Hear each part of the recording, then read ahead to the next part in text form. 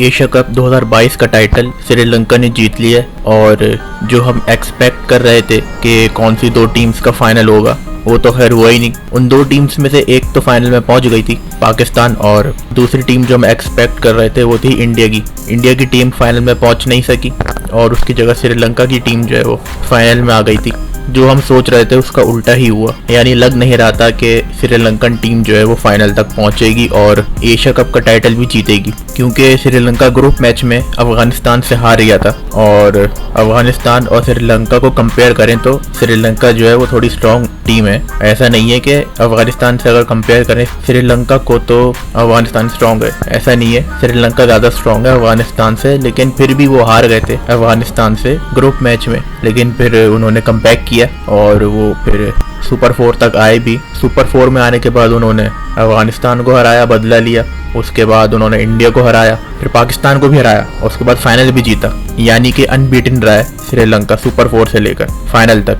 जो मैच हुआ है उसमें क्या क्या हुआ है, किसने अच्छी परफॉर्मेंस करी और किसने नहीं करी, क्या क्या गलतियाँ हुई हैं, बात करते हैं इस पर। वीडियो आगे बढ़े इससे पहले इस चैनल को सब्सक्राइब कर दीजिएगा और बेल आइकन पर भी क्लिक कर दीजिएगा। टॉस जीतकर पाकिस्तान ने पहले फील्डिंग का फैसला करा और जो सबको पता ही है दुबई में क्या होता है, जो टॉस जीतता है वो क्या करता है, पहले बॉलिंग ही करता है। तो श्रीलंका ने बैटिंग स्टार्ट करी और पहले ओवर में ही शायद मेरे ख्याल से नसीम शाह ने एक आउट कर दिया था। उसके बाद फिर श्रीलंका के जल्दी आउट होते गए। थोड़ा बहुत डी सिल्वा ने खेलना शुरू करा, बाउंड्रीज वगैरह लगा दी थी उन्होंने पावर प्ले में और डी सिल्वा रन स्कोर कर रहे थे और देखते ही देखते श्रीलंका के 5 आउट हो गए थे। मेरे ख्याल में 55 रन पे इतने थे श्रीलंका के आउट। फिर बैटिंग पर आते हैं हसारंगा और राजापाक्सा, इन दोनों ने बैटिंग करी और हसारंगा मेरे ख्याल में ऑलराउंडर है तो बॉलिंग भी करते हैं वो, तो उन्होंने अच्छी बैटिंग करी, रन से स्कोर करके दे दिए और देखते ही देखते श्रीलंका का स्कोर चला गया 170 तक। हम क्या एक्सपेक्ट कर रहे थे कि पाकिस्तान 110 तक निपटा देगा श्रीलंका को, लेकिन ऐसा हुआ नहीं, इसका उल्टा ही हो गया। आखिरी ओवर में मेरे ख्याल में छक्के लग गए थे तो देखते ही देखते श्रीलंका का जो स्कोर था वो 170 तक चला गया था और फिर पाकिस्तान को 171 का टारगेट मिला। पाकिस्तान की बॉलिंग की तरफ से नसीम शाह ने एक ही विकेट ली मेरे ख्याल से पहले ओवर में, जो उन्होंने बोल्ड कर दिया था। हारिस रऊफ की बात करें तो हारिस रऊफ ने अच्छी बॉलिंग करी, 3 विकेट्स लिए उन्होंने मेरे ख्याल में। उनका पेस भी आ रहा था प्लस बॉल में वेरिएशन भी आ रहा था, इसकी वजह से वो विकेट्स भी ले पाए। इसको कहते हैं पेस प्लस वेरिएशन। 152 क्रॉस किए हारिस रऊफ ने फाइनल मैच में, 152, और उसके बाद उसमें वेरिएशन भी आना बॉल में। तो ये जो दो चीज़ों का कॉम्बिनेशन है, वेरिएशन प्लस पेस, इससे ख़तरा होता है बैट्समैन को थोड़ा, और यही हुआ श्रीलंकन टीम के साथ। उनके बैट्समैन आउट होते गए हारिस रऊफ की बॉल पे। उसके बाद इफ्तिखार अहमद ने भी भाई बॉलिंग करी इस मैच में और एक विकेट ली भी। और नवाज़ की बात करें तो जब मैच ख़त्म हुआ, पाकिस्तान मैच हार गया, तो लोगों ने ऐसी बातें करना शुरू कर दी थी कि नवाज़ को ओवर नहीं दिया बाबर आजम ने और बाबर आजम से जो है कैप्टेंसी नहीं हो रही है, एक ही ओवर दिया गया नवाज़ को। मेरा सवाल ये है कि सही है, लोग पूछ रहे हैं कि एक ओवर क्यों दिया, इफ्तिखार अहमद को क्यों ओवर दिया, मेरी समझ से बाहर है। ठीक है, उन्होंने एक विकेट ले भी ली, इसकी जगह नवाज़ को लगाते थे, क्या पता एक की जगह ज़्यादा विकेट ले लेते, स्कोर जो है 170 ना जाता, 140 पे ही श्रीलंका को ऑल आउट कर सकते थे या रन से रोक सकते थे। तो क्या हुआ तो कुछ समझ में नहीं आया, मेरे ख्याल से कुछ अलग प्लानिंग करके उतरा था पाकिस्तान। तो कोई बात नहीं, इफ्तिखार अहमद साहब को ओवर दे दिया, उन्होंने एक विकेट ले भी ली, सही है। नवाज़ को एक ही ओवर दिया, तो अब इससे क्या कर सकते हैं, मैच तो हो गया। इससे हम सीख ही सकते हैं कि कौन से बॉलर को कब ओवर देना चाहिए। तो बात सारी आ जाती है कैप्टेंसी पे कि लोग सवाल उठा रहे हैं कि बाबर आजम ने कैप्टेंसी अच्छी नहीं करी। ठीक है, हो जाती है ऐसी गलती कैप्टन से भी, कभी कभी जो है वो फैसला नहीं कर पाता है कैप्टन, बड़े बड़े कैप्टन से ये हो जाती है गलती। तो ठीक है, इस गलती से सीखना चाहिए पाकिस्तान को। पाकिस्तान की बैटिंग की बात करें तो पाकिस्तान की बैटिंग में बाबर आजम के लिए ये जो टूर्नामेंट गया है एशिया कप 2022, ये बहुत ही खतरनाक गुजरा है बाबर आजम के लिए, क्योंकि बाबर आजम इस टूर्नामेंट में चल नहीं सके और बाबर आजम ने शायद एक मैच में 30 रन बना लिए थे, बाकी वो ऐसे ही आउट हुए हैं 10 रन पे और मेरे ख्याल में 0 पे भी आउट हुए हैं। तो ये जो टूर्नामेंट है ये बाबर आजम के लिए अच्छा नहीं गया। उसके बाद आ जाते हैं बैटिंग पे रिजवान साहब और इफ्तिखार अहमद साहब। इससे पहले फ़खर जमान आए, वो बोल्ड हो गए पहली बॉल पे, 0 रन बनाए उन्होंने। तो अब क्या ही कहें फ़खर जमान के बारे में, उन्होंने एक सेंचुरी मार दी थी चैंपियंस ट्रॉफी में 2017 में, तो वो उस सेंचुरी की वजह से टीम में सिलेक्ट होते रहते हैं। एक हो जाता है। ऐसा मसला है कि अगर कोई प्लेयर एक ऐसी यादगार परफॉर्मेंस दे देता है तो फिर वो उसी परफॉर्मेंस की बेस पर टीम में सेलेक्ट होता रहता है। रिजवान और इफ्तिखार अहमद साहब टीम को थोड़ा आगे लेकर के चले, रन्स वगैरह स्कोर करे, लेकिन कहा ऐसा जा रहा है कि रिजवान ने सही नहीं खेला है, मतलब स्लो खेला है। चेस करते वक्त ऐसा होता है कि जब आपकी 2 विकेट्स गिर जाती हैं शुरू में, या 3 विकेट गिर जाती हैं शुरू में, विकेट्स गिर जाती हैं तो प्रेशर बिल्ड हो जाता है जो बैट्समैन खेल रहे होते हैं। तो वो बैट्समैन कोशिश करते हैं कि और विकेट्स ना गिरें ताकि आगे जाके प्रॉब्लम ना हो। तो मेरे ख्याल से यही रिजवान ने और इफ्तिखार अहमद साहब ने ऐसा सोचा होगा कि विकेट्स ना गिरें और 2 विकेट्स ही रहें, ज़्यादा स्कोर हो जाए 2 ही विकेट्स पर। तो शायद ये उन्होंने सोचा होगा, जिसकी वजह से ऐसा लगा लोगों को कि स्लो खेला, और स्लो खेला भी। तो जिसकी वजह से स्लो खेला शायद रिजवान साहब ने और इफ्तिखार अहमद साहब ने, और लोगों को लगा भी यही। लेकिन रिजवान की शायद पहले की परफॉर्मेंस नहीं देखी लोगों ने, या भूल गए वो। रिजवान ने ही सही अच्छी बैटिंग करी है इस एशिया कप में और पाकिस्तान को मैचेस जितवाएं। इंडिया से जब मैच हुआ तो तब भी चेस करते वक्त रिजवान ने ही रन्स बनाए थे ज़्यादा। तो ठीक है, हो जाती है, गलती हो गई, इससे भी सीखेंगे। और रही बात इफ्तिखार अहमद साहब की, तो उन्होंने बस नॉर्मली खेला, एक छक्का भी लगा दिया था, चौका भी लगा दिया था, 30 रन करे मेरे ख्याल में उन्होंने शायद। फिर ये दोनों बैट्समैन आउट हो जाते हैं, तो फिर इसके बाद आते हैं खुशदिल शाह और आसिफ अली और नवाज साहब आते हैं इसके बाद। तो इन सबसे भी बैटिंग नहीं हो पाई। शादाब खान भी अब बैट्समैन बन चुके हैं, तो ये सारे बैट्समैन जो थे फेल हो गए। और आसिफ अली की बात करें तो आसिफ अली पहली बॉल पे बोल्ड हो गए थे। उन्होंने ऐसा कहा तो था कि वो 150 छक्के मारने की प्रैक्टिस करते हैं, लेकिन ऐसी प्रैक्टिस का फ़ायदा क्या जब वो आप मैच में ना दिखा पाओ ऐसी प्रैक्टिस। 150 छक्के तो आप मार लेते हो प्रैक्टिस करते वक्त, लेकिन जब असल मैच होता है तो वो छक्के कहाँ चले जाते हैं। तो सिर्फ छक्के ही नहीं मारने होते, आपको बॉल भी देखनी होती है, ये बॉल मारने वाली है भी कि नहीं, या बस अंधाधुन घुमा देना है जहाँ पे भी बॉल जाए। तो यही आसिफ अली की आदत है कि वो बॉल देखते नहीं है, बस घुमा देते हैं कि बस कैसे भी चली जाए बॉल। तो ये कुछ गलतियाँ करी पाकिस्तानी बैट्समैन ने, घबरा गए मेरे ख्याल में, शायद प्रेशर ज़्यादा ले लिया था पाकिस्तानी बैट्समैनों ने।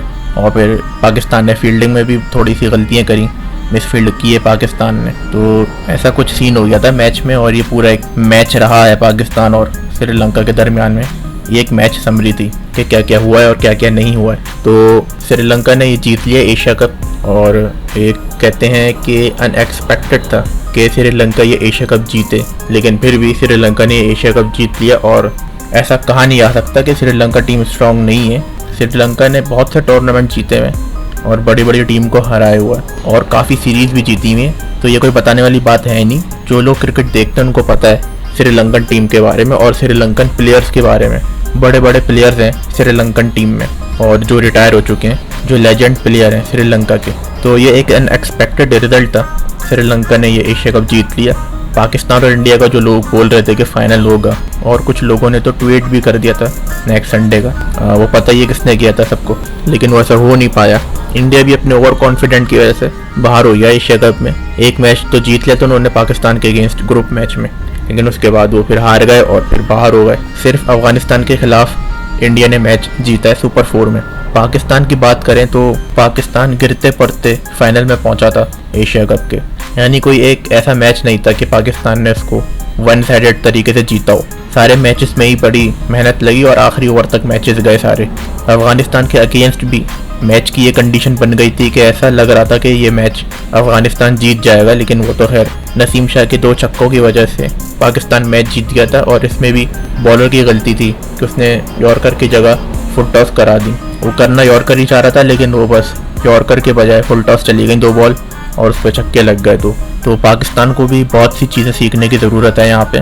फाइनल तक तो पहुँच गए, लेकिन कैसे पहुँचे वो सबको पता है, गिरते पड़ते पहुँचे। तो इस पे भी पाकिस्तान को देखना पड़ेगा। और एक और बात हैदर अली के हवाले से, हैदर अली को स्क्वाड में सिलेक्ट तो कर लिया था, लेकिन वो एक भी मैच नहीं खेले। तो ये भी मेरे ख्याल से एक टैलेंट ज़ाया ही हो रहा है, जैसा कि होता है पाकिस्तान में।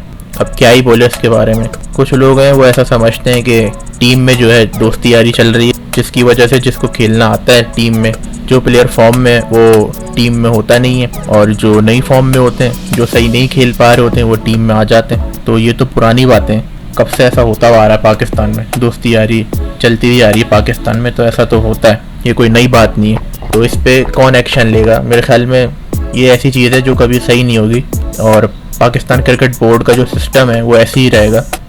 सबको अपनी कुर्सियों की पड़ी होती है, सबको पैसे चाहिए होते हैं, तो ये तो बहुत मुश्किल है कि ये सिस्टम चेंज हो जाए। तो इस पे क्या बात करें अब। जिनको बात करनी चाहिए जो बड़े लोग हैं, जो क्रिकेट खेल चुके हैं और जो क्रिकेट बोर्ड में होते हैं, उनको इस टॉपिक पर बात करनी चाहिए। बाकी जो लोग हैं जो क्रिकेट देखते हैं वो सिर्फ थोड़ी बहुत बात कर सकते हैं कि ऐसा होता है, ऐसा नहीं होता है। तो लोगों को भी पता ही है कि क्या चल रहा होता है पाकिस्तान क्रिकेट बोर्ड में। तो एशिया कप में जो गलतियां हुई हैं उससे हमें सीखना तो पड़ेगा, क्योंकि आगे जाके T20 वर्ल्ड कप आ रहा है और अभी पाकिस्तान का स्क्वाड भी ऐलान होना है। T20 फॉर्मेट है, तो मेरे ख्याल से जो एशिया कप में थे आधे तो वही सिलेक्ट होंगे जो कंफर्म है। बाबर आजम कंफर्म होंगे, रिजवान साहब कंफर्म होंगे, शादाब खान, हारिस रऊफ और आसिफ अली का नहीं पता मुझे, नसीम शाह, ये 7-8 प्लेयर तो कंफर्म सिलेक्ट होने ही है। बाकी रही बात शुएब मलिक की, तो वो भी आजकल बहुत ट्विटर और फेसबुक पर ट्रेंड कर रहे होते हैं और लोग ऐसा कह रहे हैं कि शुएब मलिक को टीम में आना चाहिए। ठीक है, आना चाहिए, और अगर शुएब मलिक टीम में आते हैं तो फिर ये उनका आखिरी टूर्नामेंट होना चाहिए T20 वर्ल्ड कप। इसके बाद उनको रिटायर हो जाना चाहिए। और सपोज कर लीजिए कि हैदर अली और शुएब मलिक दोनों स्क्वाड में हैं और लोग ऐसा बोल रहे हैं कि शुएब मलिक को खेलना चाहिए। तो अगर शुएब मलिक टीम में सिलेक्ट हो जाते हैं और हैदर अली बाहर हो जाते हैं तो फिर हैदर अली तो ज़ाया हो जाएंगे, जो कि एक बहुत आउट क्लास T20 के प्लेयर हैं। तो इसलिए शुएब मलिक को अब क्रिकेट से खैराबाद कह देना चाहिए और हो सके तो ये T20 वर्ल्ड कप के बाद रिटायरमेंट का ऐलान कर दें। लेकिन एक बात तो है शुएब मलिक की एडमायर करने की कि उन्होंने अपने आप को फिट रखा हुआ है और एक्सरसाइज वगैरह करते रहते हैं और ख्याल रखते हैं अपनी फिटनेस का, और उनकी परफॉर्मेंस भी अच्छी है। इस बात को तो मानना पड़ेगा। तो लेकिन अगर ऐसा है तो क्या वो खेलते रहेंगे क्या टीम में? कभी ना कभी तो रिटायर हो रही है ना। तो जो यंग प्लेयर्स हैं उनको चांस देने की ज़्यादा ज़रूरत है। सीनियर प्लेयर्स की भी ज़रूरत होती है, लेकिन कभी ना कभी तो वो रिटायर होंगे ही। तो सीनियर प्लेयर्स कुछ ऐसा कर जाएं कि जो जूनियर प्लेयर्स हैं वो उनसे सीखें, और यही शुएब मलिक करते भी हैं। जिस तरीके के वो इंसान है, बातें तो अच्छी करते ही हैं और उनकी क्रिकेट भी अच्छी है। तो जिन जूनियर प्लेयर्स ने उनके साथ क्रिकेट खेली है तो कुछ ना कुछ तो उनसे सीखा ही होगा। ये तो बात की बातें हैं कि कौन रिटायर होगा और कौन टीम में खेलेगा। इस एशिया कप को श्रीलंका ने जीत लिया है। श्रीलंका जो है, शायद ऐसा कहा जा रहा है कि क्वालिफाइंग राउंड खेलेगी T20 वर्ल्ड कप में, और जो टीम क्वालिफाइंग राउंड खेलेगी उसने एशिया कप जीत लिया। और श्रीलंका ने बड़ी टीम्स को हराया, इंडिया है, पाकिस्तान है। तो ये एक एडमायर करने वाली चीज़ है श्रीलंका के लिए कि उन्होंने किस तरीके से अपनी टीम को आगे लेकर किया है और एंड से टॉप पर आए श्रीलंकन। तो ये बात तो तारीफ करने वाली है श्रीलंका की। ऐसी परफॉर्मेंस वो ऑस्ट्रेलिया में भी दे सकते हैं। और जहाँ तक मैंने जितना क्रिकेट देखी है, श्रीलंका ने ऑस्ट्रेलिया में जब खेला है तो उनका जो रिकॉर्ड है वो अच्छा रहा है। श्रीलंकन टीम जो है वो ऑस्ट्रेलिया में अच्छा परफॉर्म करती है और कुछ कह नहीं सकते, वो इस T20 वर्ल्ड कप में भी अच्छा परफॉर्म कर सकती है। तो देखते हैं कि क्या होता है आगे। इस वीडियो को लाइक ज़रूर कर दीजिएगा और इस चैनल को भी सब्सक्राइब कर दीजिएगा।